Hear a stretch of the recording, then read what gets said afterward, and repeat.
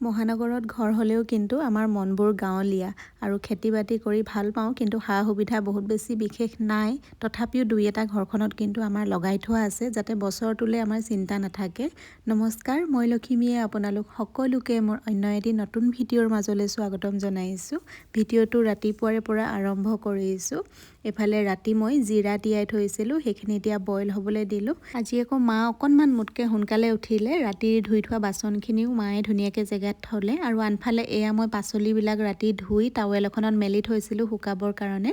আৰু আজি বতৰটো চাওক, ইমান ধুনীয়াকৈ ৰ'দ ওলাইছে। ৰ'দটো দেখা পালে মনটো ভাল লাগি যায়। এইফালে পানীখিনি খাই এতিয়া পাচলিখিনি থৈ ল'বলৈ লৈছোঁ। আৰু পাচলিবিলাক মই ধুই দিওঁ, ক'ত বা পৰি ধৰি লেতেৰা লাগি আহে ঠিক নাই। সেইকাৰণে ফ্ৰিজটোও বহুত বেছি লেতেৰা হয় আৰু তেনেকৈ থ'বলৈ ভাল নালাগে।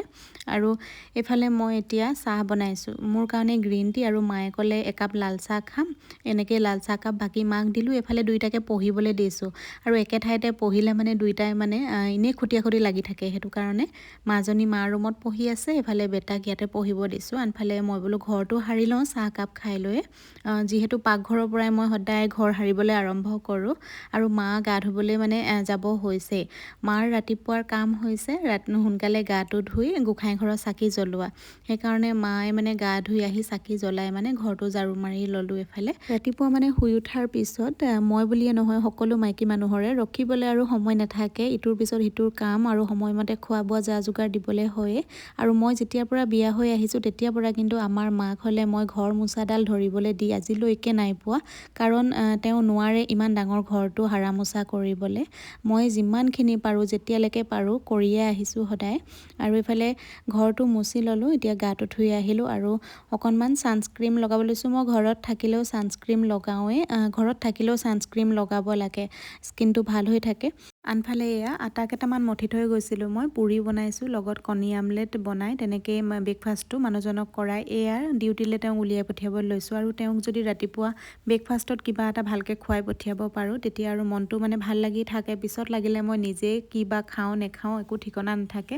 বাকী ঘৰৰ সকলোকে খুৱাই ল'ব পাৰিলে মোৰ আৰু চিন্তা নাথাকে। এইফালে মই কাপোৰ কেইটামান ধুইছিলোঁ, মেচিনত দিবলগীয়া কাপোৰ নাছিলে, হাতেই ধুলোঁ, কেইটামান কাপোৰ আছিলে।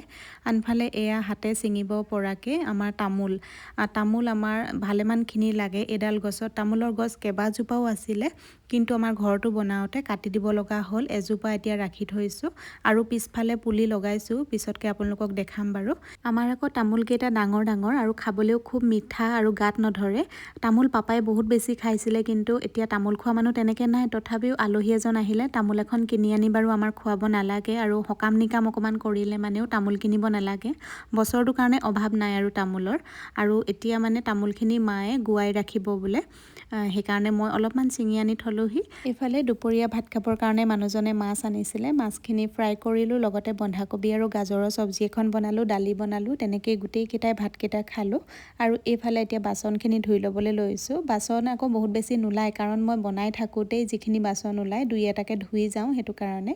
আৰু এতিয়া এইফালে কিটচেনটো চাফা কৰি ল'বলৈ লৈছোঁ।